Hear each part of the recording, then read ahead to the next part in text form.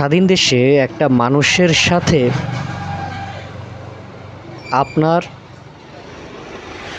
যে কোনো বিষয় নিয়ে বিরোধ থাকতেই পারে, এজন্য তাকে এই অবস্থা করবেন।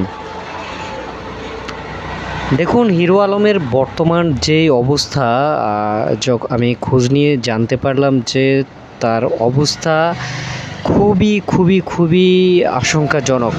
মানে যেই কোনো মুহূর্তেই যে কোনো কিছু ঘটতে পারে, যে কোনো মুহূর্তে একটা বলতে গেলে একটা স্যাড নিউজ আসতে পারে। একটা মানুষ শুরু থেকেই দেখলাম যেই মানুষটার সাথে প্রতিনিয়তই অঘটন ঘটনাগুলো ঘটছে। কেন ভাই? সে কি মানুষ না? সে কি বাংলাদেশের একজন নাগরিক না?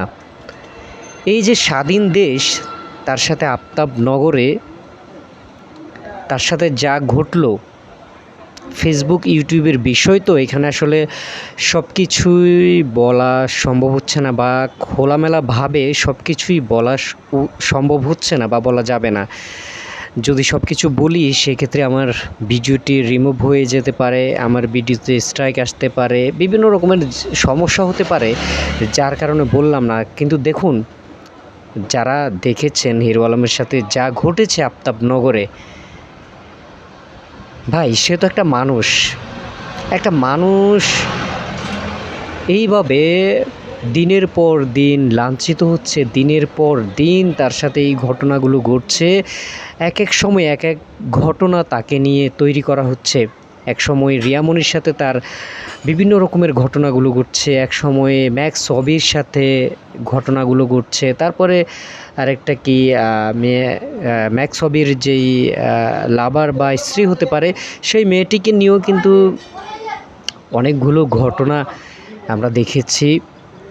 এরপরে নির্বাচন কেন্দ্রিক অনেক ঘটনা তার সাথে ঘটেছে। সব মিলিয়ে লোকটা কিন্তু রাজনীতি ছেড়েই দিয়েছে, সাধারণভাবে বাঁচতে চেয়েছে। দেখুন, একটা মানুষ কতটা একটা মানুষের প্রতি দুর্বল হলে রিয়ামনি তার সাথে যা করেছে, একটা সাধারণ মানুষ, একটা জ্ঞানী মানুষ কখনোই রিয়ামনিকে মেনে নিত না। তারপরেও হিরো আলম সব কিছু ভুলে গিয়ে রিয়ামনিকে মেনে নিয়েছে। আবারও রিয়ামনি তার সাথে এই ঘটনা আবারও ঘটিয়েছে। এরপরেও রিয়ামনির জন্য সে তার জীবন পর্যন্ত বাজি রেখেছে। আজকে দেখুন তার অবস্থা, দেখুন কারা করতে পারে এই কাজগুলো, কারা করছে এই অঘটনটি, কারা ঘটিয়েছে। হিরো আলমের এই অবস্থার জন্য কারা দায়ী?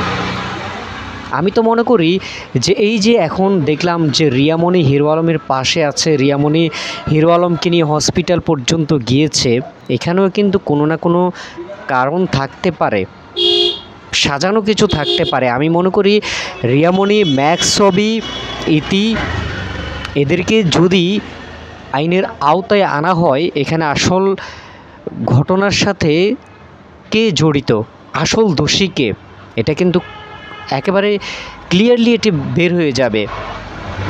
প্রশাসনের দৃষ্টি আকর্ষণ করে বলছি যে একটা মানুষ কুৎসিত হতে পারে, তাকে কিন্তু আল্লাহ পাক সৃষ্টি করেছেন। এই হিরো আলম অনেকের বিপদে এগিয়ে এসেছিল, অনেককে সাহায্য করেছিল, যেটা বাংলাদেশের বড় বড় প্রভাবশালী নেতারা পর্যন্ত করতে পারেনি।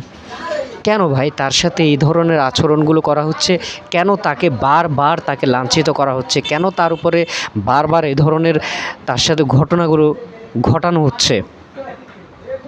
অবশ্যই প্রশাসনকে দেখতে হবে, তদন্ত করতে হবে। যারা আজকের এই ঘটনার সাথে জড়িত, আফতাবনগরের যে ঘটনাটি হিরো আলমকে আজকে হসপিটাল পর্যন্ত এনেছে, এটার সাথে যারা জড়িত তাদেরকে দ্রুতই আইনের আওতায় আনা হোক। ধন্যবাদ।